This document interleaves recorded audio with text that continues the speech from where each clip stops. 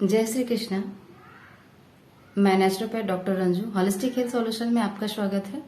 मैं प्रतिदिन गीता में स्वास्थ्य लाभ और अपनी समस्याओं का कैसे समाधान करें, छोटी छोटी बातें बताकर आपको ये एहसास कराने का प्रयास कर रही हूँ कि आप अपने आप में कैसे सुधार करें और समाधान करें। आज मैं बात करूंगी ज्ञान कर्म संन्यास योग। ये गीता का चौथा अध्याय है। श्री कृष्ण भगवान कहते हैं कि ज्ञान सर्वश्रेष्ठ है।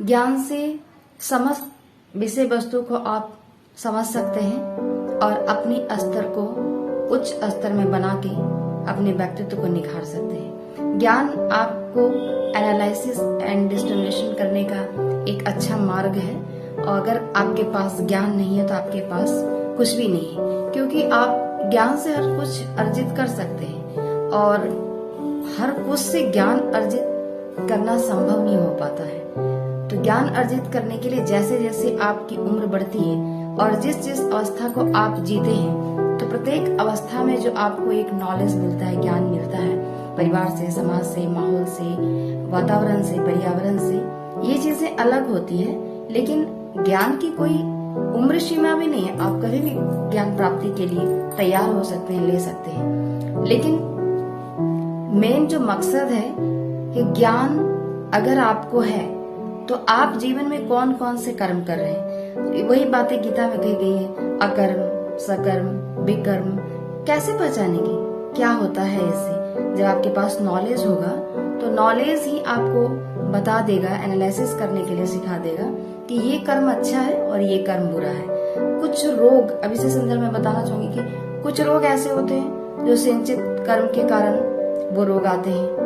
कुछ रोग ऐसे होते हैं प्रारब्ध कर्म से आते हैं। अब जब चिकित्सक किसी रोगी को देखता है तो जिन्हें इस तरह की नॉलेज है तो वो समझते हैं कि ये दैहिक रोग नहीं है, इनके रोग कुछ कर्म के अनुसार भी सिंचित हैं और इन्हें हटाने के लिए फिर मुझे कहाँ आना पड़ता है? गीता में। गीता में क्यों आना पड़ता है? इसलिए कि जब हम गीता के प्रत्येक अध्याय को पढ़ते हैं तो इंसान को बहुत सारी चीज आप बताकर इतना अवेयर नहीं कर सकते हैं। लेकिन जब इंसान खुद पढ़ता है ना, तो वो खुद ब खुद उसके अंदर एक भाव उत्पन्न होता है। भाव से तात्पर्य एक्शन और रिएक्शन। एक्शन और रिएक्शन क्या है? ये एक प्रकार का आपके अंदर होने वाली एक्टिविटी, पैथोलॉजिकल, एनाटॉमिकल। ये क्या होता है? आपके अंदर केमिकल कंपोजिशंस जो सर्कुलेट हो रहे हैं उसमें चेंजेस होता है। आप इसे फील करना शुरू करते हैं। जब आप अपने आप को करेक्शंस करते हैं अपने नॉलेज से, अपने शरीर को, अपने रोग को, अपनी वैसी आचार और व्यवहार को, तो बहुत सारी चीजें चेंजेस आना शुरू हो जाता है। और ये चेंजेस कहाँ से आएगा? इसलिए हम लोग गीता का पठन पाठन, अध्ययन मनन के लिए प्रिस्क्राइब भी करते हैं कि आपको अच्छे ग्रंथ पढ़ना चाहिए। अच्छे ग्रंथ हम लोग बताते हैं गीता जरूर पढ़ना चाहिए। गीता इसलिए बताते हैं कि इसमें एक अध्याय से लेकर 18वें तक में जीवन की हरेक स्थिति का समाधान दिया हुआ है।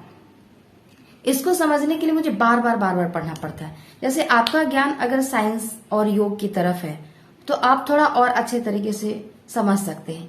लेकिन जब वेद, रामायण, इसकी आपकी नॉलेज है, तब आप जब गीता पढ़ते हैं तो आपको और भी अच्छा से समझ में आता है। उससे भी अलग क्या होता है, जब आपको योग का नॉलेज होता है ना सिर्फ, तो गीता को ज्यादा अच्छा से समझ पाते हैं, क्योंकि योग के ही बारे में पूरे गीता को अच्छे से पिरोई गई है प्रत्येक शब्दों में कि आपका ऐसा योग से ऐसे आचरण, ऐसे कर्म, ऐसे फल प्राप्त होते हैं। ये चीजें इसमें बताई गई।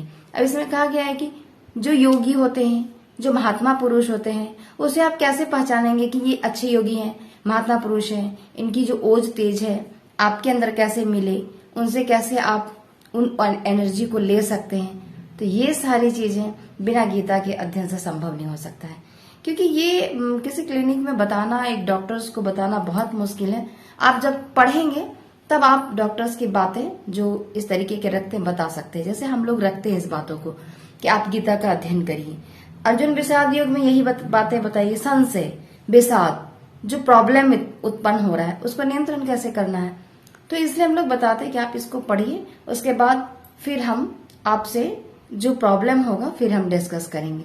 क्योंकि शरीर का सिर्फ रोग से ही रिलेशन नहीं है, आपके पिछले बहुत सारे कर्म और जो आप आचरण किए हैं और आत्मा में चित्त में जो लिप्त है वो दवा से नहीं जा सकता है, वो क्लिनिक से नहीं जा सकता, वो डॉक्टर से नहीं जा सकता है।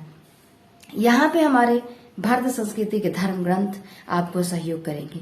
इन धर्म ग्रंथ में क्या है? सिर्फ विद्या है, शिक्षा है, ज्ञान है। कैसा ज्ञान है? जीवन जीने का और जीवन को विकसित करने का, जीवन को अच्छा करने का। उसमें स्वास्थ्य सर्वोत्तम है। उसके बाद आप अपने आचरण को कैसे सुधार सकते हैं, उसके बाद वो है। यदि हमारे भारतीय संस्कृति के धर्म ग्रंथ में ये चीजें ना होती तो हमारी भारत की संस्कृति इतनी और भारत की शक्ति इस लेवल का नहीं होता कि हर चीज को करने की क्षमता, देखने की क्षमता, झेलने की क्षमता और बार बार करने की क्षमता जो भारत की ये में है वो हर ये में नहीं हो सकता है। क्यों? क्योंकि इसमें टोटल ही चीज इस तरीके से स्टेप बाय स्टेप लेबलिंग करके बताया गया है कि बस आपको समझने की जरूरत है। जब आप समझते हैं तो ये सारी चीज आपको समझा दिया जाता है गीता के द्वारा, और जो बचा शेष रह जाता है वो योगी, महापुरुष, महात्मा के पास जब बैठते हैं तो वो आपको पूरा मिल जाता है। तो इसलिए गीता में ज्ञान कर्म संन्यास योग, संन्यास शब्द का प्रयोग इसलिए किया गया है कि जब आपके पास ज्ञान आ गया और ज्ञान के एनालिसिस से आप कर्म का डिस्ट्रीब्यूशन करने लग गए, निर्धारण करने लग गए, निरूपण करने लग गए कि कौन सा कर्म मुझे करना चाहिए, अच्छे कर्म करना चाहिए, अकर्म विहित कर्म, कैसा कर्म, तो ये डिसाइड हम ज्ञान से करते हैं। और ज्ञान और कर्म दोनों जब आपका नियंत्रण होता है तो संन्यास की तरफ, संन्यास से तात्पर्य जितेंद्रिय, मतलब अपनी इंद्रियों पर विजय, इंद्रियों पर कंट्रोल। इंद्रियों पर कंट्रोल मतलब आपके शरीर में रोग कैसे आता है? इंद्रिय की विकृति से। किसी भी इंद्रिय में दोषों का अगर शमन होता है तो रोग की उत्पत्ति होती है, आपको प्रॉब्लम स्टार्ट हो जाता है, पीड़ाएं प्रारंभ हो जाती है, बहुत सारी चीजें आपके शरीर में व्याधियां उत्पन्न होना शुरू हो जाती है। तो इसका हम कैसे संन्यास कर सकते हैं? हम जितेंद्रिय होंगे, इंद्रिय पर नियंत्रण होगा और इंद्रियों का हम खुद ब खुद कंट्रोल कर सकेंगे। इंद्रियों का कंट्रोल करना ही स्वास्थ्य लाभ है। अगर आप इंद्रियों का कंट्रोल नहीं करते हैं तो आपका स्वास्थ्य बिगड़ता है और यहीं से प्रारंभ होता है स्वास्थ्य बिगड़ना। जैसे आप बहुत ज्यादा कंप्यूटर देख रहे हैं तो आंखों का बहुत प्रयोग हो रहा है, तो आंख एक ऐसी इंद्रिय है जो आपके जीवन को प्रकाश और अंधकार को समझाने का कार्य करती है, प्रकाश देती है और अंधेरा देती है। आंख है तो प्रकाश है, आंख नहीं है तो अंधेरा है आपकी जिंदगी में। तो ये सारी चीजें आपको प्राप्त होता है। अब दूसरा क्या बताया गया है इसमें कि यज्ञ, समस्त यज्ञ में ज्ञान यज्ञ सर्वश्रेष्ठ है। क्यों? यदि आपके पास नॉलेज है तो किसी को भी अच्छी टेक्निकल स्किल्स सिखा सकते हैं।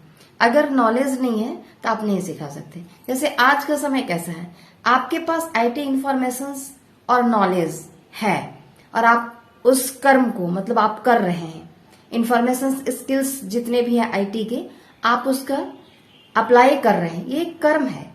जब आप किसी चीज का कहीं अप्लाई करते हो तो वो एक कर्म होता है और बिना कर्म के आपका कोई रिजल्ट नहीं होता और उसमें कोई भी आपका आउटपुट नहीं निकलता है।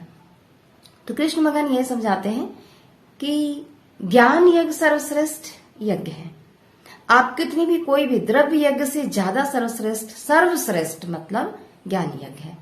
और ज्ञान की जो स्तर है वो जैसे ही आपके अंदर लेवलिंग बढ़ना शुरू हो जाएगा तो आपकी ओज, तेज, आचरण, बहुत जो आपकी ऊर्जा होती है वो अलग होगी, सबसे विलक्षण होगी और आपके वाणी, व्यवहार, उठ बैठ, सोना, जागना, ये सब में बहुत डिफरेंस होगा और ये बहुत